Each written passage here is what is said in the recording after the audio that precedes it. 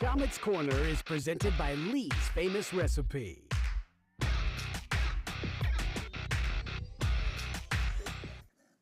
Hey, welcome to this week's edition of Komets Corner. We are joined by not Shane Albarani, but we upgraded.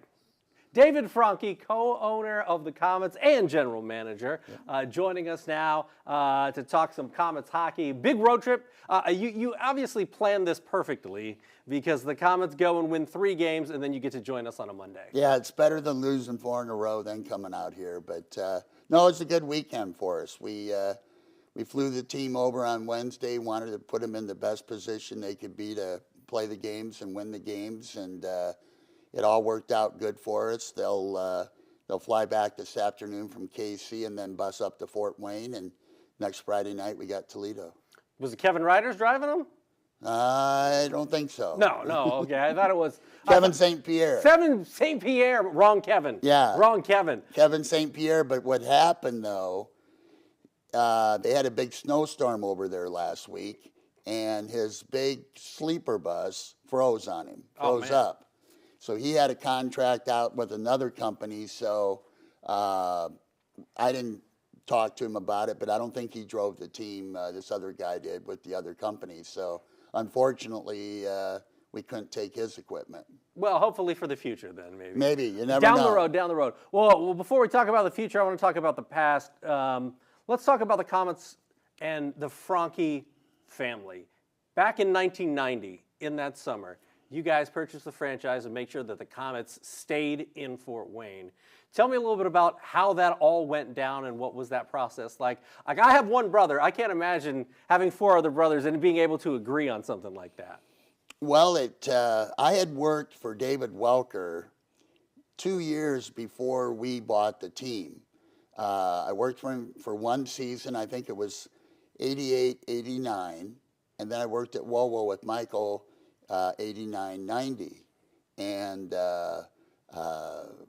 Michael called me into his office at WoWo, and we started talking Komet hockey at WoWo when we're employed. But he said, the Komets are going to leave. What are we going to do this summer or this winter? I said, oh, why don't we buy the team? So we got a hold of brother Steve and the Profession Biscuit Company, which was our main sponsor back then. And we actually were real close to buying the existing franchise from Welker, but he decided to move the team to Albany, New York. And he had a big sponsor, grocery chain named Price Choppers. So they were the Albany Choppers. So when he pulled that maneuver on us, we went to the IHL commissioner, Tom Berry, and there was a franchise in Flint that was in suspension. So we bought that franchise from the guys in Flint and then transferred it to Fort Wayne so that we wouldn't miss a season of hockey. And what was that first season like for you guys? Because to a certain degree, I imagine you were learning on the fly a little bit. Oh, it was, I put a lot of the stuff that I learned a lot what not to do when I worked for Welker. But, you know, we just did it. We had Al Sims was our head coach, and I remember sitting at my desk. I said, Al, we got to order equipment. We don't have any equipment. Get 25 of everything. I remember that first training camp. We had 40 guys in camp in 1990, and we were borrowing equipment from everybody. Yeah, it was crazy, but we were young. I was 38 years old. Michael was probably, 31 years old. We were young. We had a passion for the Komets. We always wanted to do something like this, and my brother Steve and Profession Biscuit Company made it all happen. And our niece Tammy joined us at the very beginning, and then Jody, and they're both still working for us. Jody joined us a couple months after we got started as a temporary, and then she became full-time. So I couldn't do it at the age I am now. But back then, we had a lot of energy, we had a lot of ideas, and we knew things not to do compared to what we wanted to do. And I think that was the key. I was going to say, sometimes that's the most important thing, is knowing what not to do. When you take a look at, from 1990 to now, I mean, there's been the game has changed. Oh, On the business side, on the hockey side, where do you think the biggest change has come, and how have you guys been able to navigate it as well as you have at this point? well, at the end of the day, it's still hockey, and you're still trying to put a good product on the ice. You're trying to get people excited, sponsors excited. Some of the biggest changes, I think, have been equipment, salaries. We're in a union league. When we first got in the IHL, they weren't a union league. So that's changed. Players have changed. Players take it more as a business. I think they come into camp in better shape. I think they stay in shape during the year better.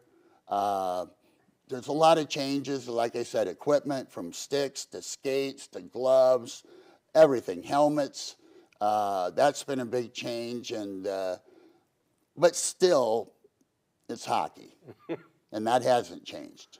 Well, talk about this year's team. How did you put together this year's team in the summer? Do summers get shorter now? Like, what is a summer like compared to what it was like 10, 15, 20 years ago for you? Because obviously you have to work with a coach to bring in these players. You have to evaluate them. You have to think about how many veteran slots you have, salary cap. How did you go about building this year's team, and what were some of the similarities and differences to other teams in the past, even Jesse's first team here with the Komets? Well, his first team 2 years ago, he didn't really get to Fort Wayne until July. And by then, most of the good players, the really good players, were gone. And we had a heck of a time finding the right players to play for us. But it worked out. We didn't make the playoffs, but you know what? It gave us time to think about it and what we needed to do to make it better. And after a few weeks of taking some rest, I sat down with the coaches who did pretty much all the work all summer. I was there to guide them and suggest and okay things and stuff like that. But we had a plan of action, and we followed the plan. And we worked on recruiting all the way up till August. So how would you say this year's team is comparable to last year? Like, how would you compare the two? Because it just seems like there's a lot of offensive talent on this year's team, and really a solid veteran presence. Guys like Petey are back. When Swetlikoff gets called down, he's obviously an AHL talent offensively. Yep. How would you characterize the makeup of this year's team? Well, we realized last summer that we needed more offense, and we needed to be a little bit deeper, and we needed not to be so young. So we brought the guys back from last year that wanted to be here. The guys that didn't want to be here, we didn't pursue. So we got the right group coming back, and then we added some veterans with Aliardi and Petrozelli. Those were moves designed to add some veteran presence. Justin Taylor, who was up in Kalamazoo and was their captain for years. So those guys have really steadied the team. When you take a look at guys that have helped steady the team in the years past, one of those guys, Sean Sidlowski. He's obviously done a lot, over 500 points, top 10 in regular season points in Komets history, and of course he retired this week. I had a chance to chat with him via Zoom when he announced his retirement. Here's part of that interview with Sean Sidlowski, who announced his retirement last week. It's just kind of, hit me that I would be okay, moving on, and we have to do it at some point, right? And that's the one thing I've realized, after turning 30, I think you start thinking about it more for sure. And so I've been thinking about it for a few years, and you want to go out on a perfect note, and I don't think that's necessarily possible with where I'm at after all the injuries. And we've won our championship. I've done some things in my personal career that I can leave happy with. So just looking back on everything, I'm content. It's the championship mainly, right? That's the one thing when I got there, I realized how passionate the town was, and how, the organization cared about winning, and I wanted to be a part of something like that and chase a championship. And it's something we talked about every year. So I was happy we were able to do that. And, just the way it happened to COVID, I was just so fortunate. the timing worked out that we were able to do that, and obviously for the fans to be able to come back too, and just culminated into something really special to cap off a pretty awful year for everyone, right? So I think that one's definitely the one I'll look back and be most fond of. To kind of wrap things up, what do you hope that a fan who came to see you play at the Coliseum remembers about you, and what kind of legacy do you hope to leave on the ice in Fort Wayne? Oh, that's a good question. But just because I'm not big on giving myself compliments, but I think now that I'm getting on the other side of it, I can look back and appreciate some stuff about myself, and I have recently, which I think I was a competitor. I was a gamer. You call guys gamers, and I think that was me. I was not that I was a bad practice guy or anything, but I definitely excelled being able to have my teammates with me and being able to use those guys, and so that was part of it too. But I would hope they'd remember me as a competitor and a guy that was willing to do anything for his teammates. Because the credit I will give myself is I don't think there were many like me in a sense that obviously was relied upon to score goals, and I played in every situation for a long time in my career, and then also was willing to go out and stand up for his teammates or fight if he had to. And I don't think there are too many guys who played as much as I did that were willing to go do the physical things that I was. So I'll give myself a little credit in that regard. But I have massive respect for many guys that did do a lot of those things too. So I would just hope they would remember me as a competitor and a guy who'd do anything for his teammates, honestly. All right, Sean Sidlowski, straight from his mouth. He's obviously a guy. The back surgery, I think, impacted his career long term. But man, what a fantastic career he's had with the Komets. What do you most remember about Sid's time here with the Case? Well, the big thing about Sid is he was like a four-tool player. He could score, he could fight, he could hit, and he could play defense, at the forward position. And I think he was defensive forward a couple times when he was in Fort Wayne. But the biggest thing about Sid is he would bring the fans out of the seats. He'd get them standing up and cheering for a fight or a big hit or scoring some goals. Sid was the whole package. He probably the biggest thing that kept him out maybe a little bit was his skating on moving up. But other than that, he possessed all the tools that you like to see in a player. And obviously, winning the ECHL MVP, those tools were all on display, up front and prominent. So, the fans loved him. They're always going to love him. I think, like we talked during the break here, I think him going to Orlando and playing a year away from Fort Wayne, I think was a good thing for him, and he admitted it was. And, he, just like I said, he brought the people out of their seats cheering, no matter what he did. When you take a look at the longevity that he had with the Komets, the 10 seasons where he had a Komets jersey on, are we going to see that anytime in the future? The way that the ECHL is, it's a little younger, a little more prospect-driven than perhaps some of the leagues the Komets have been in the past. Do you see guys being able to play, 5, 10 plus years in a Komets uniform? Well, Petrozelli's working on, 6 or 7 years, I believe. It's either 6 or 7. Yeah, somewhere around there. And it's unusual. Aliardi's with us now, and he's going to live in Fort Wayne the rest of his life. This is where he was born. Mm-hmm. He's already bought a house here, and but he's 31, 32 years old, so how long or more he will play, we don't know. But I think the days of seeing guys coming for quite a bit of time I don't want to say they're over, mm-hmm. but they're few and far between. For Sidlowski, when you signed him, is this the kind of impact you thought he was going to have? I think once he got used to playing, because see, he was with Buffalo, and he got assigned to Fort Wayne when he first came to the Komets. Mm-hmm. He wasn't really that keen on playing at the lower level, but I think as time went on, he realized, hey, this is not a bad deal. And I think if you go back to that first year he was with us, by the time we hit the playoffs, he was pretty much mentally tied into the Komets like he had never been before. And, you know, then all his attributes, the good attributes, started to show. His scoring, his hitting, his fighting, everything. And people started to realize this guy's a special type player. Speaking of special type player, I don't mean to put you on the spot. Any chance we'll see Sidlowski's jersey in the rafters at some point? We could.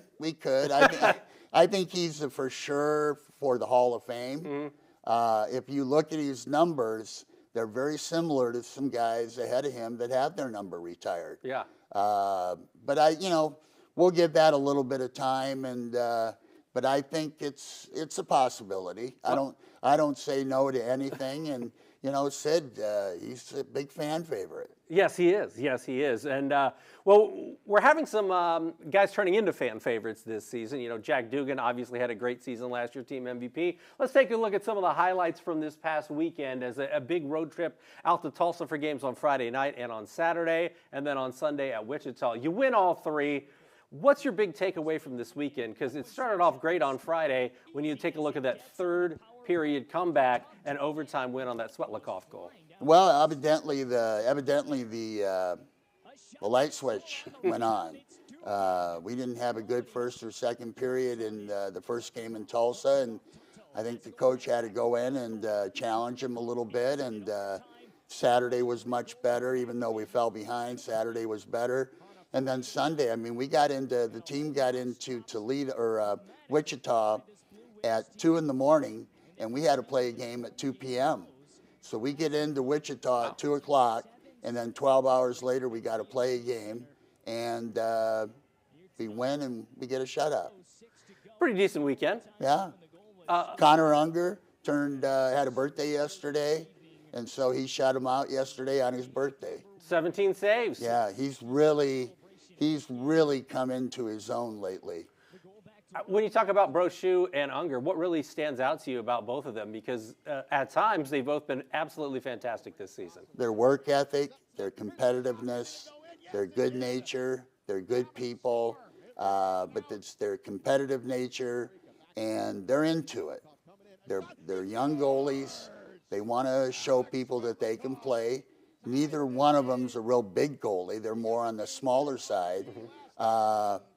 But that competitive spirit, and they come to practice. They work hard every day. They work with the Edmonton goalie coach when he comes into town, and they're good kids. They are really good guys, and they love being here, and they know that being in Fort Wayne can propel them. When you have I would say for the first 2 months of this season, there wasn't a lot of guys going up and down. It wasn't quite like it was last season where it felt like it was constant. But over the holiday break and, you know, towards the end of December, early January, there was a lot of movement. How do you deal with that? What does that do for you and your schedule and the way that you work? Like, how do you handle all those moves as the general manager? Hey, I rely on the coaches a lot for it. They do all the leg work and they bring the players to me. But no, it's tough because you lose some of your best players to injury, call up, sickness. You're not as deep at this level as you are in the American League or the NHL.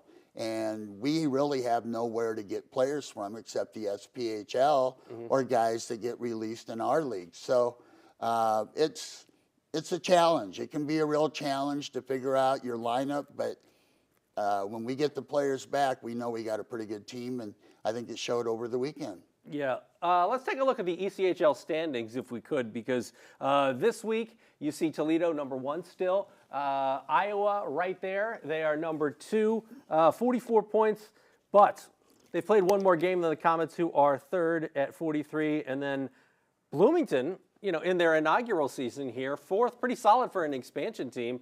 When you take a look at the standings going forward, you've played 34 games, so about halfway through the season. How would you assess the way that the team has played, and what are some of the things that they're going to need to be successful over the next couple of months to really make a deep playoff run in the postseason when we're talking about April, May, hopefully June too? Yeah, well, the biggest thing is being ready to play every night.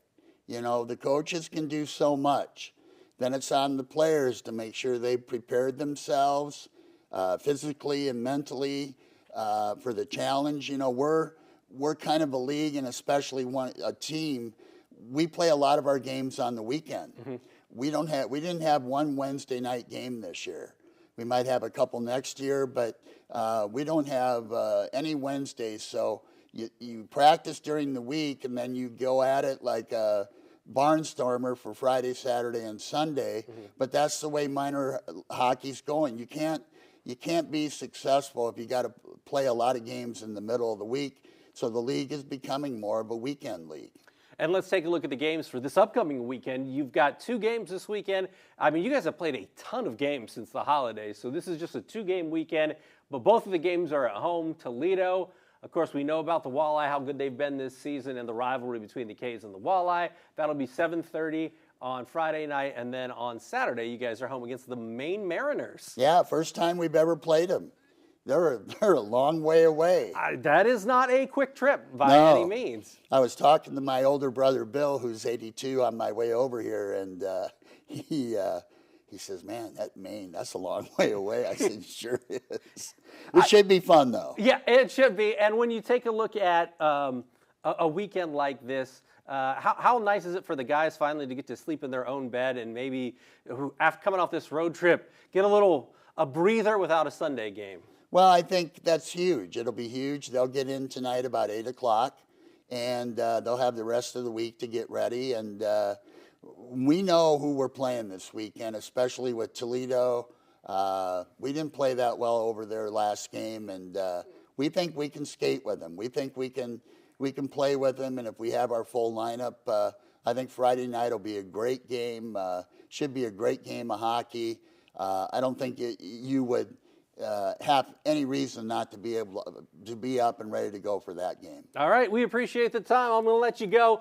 He is David Franke. I'm Glenn Marini, and that is your latest edition of Komets Corner.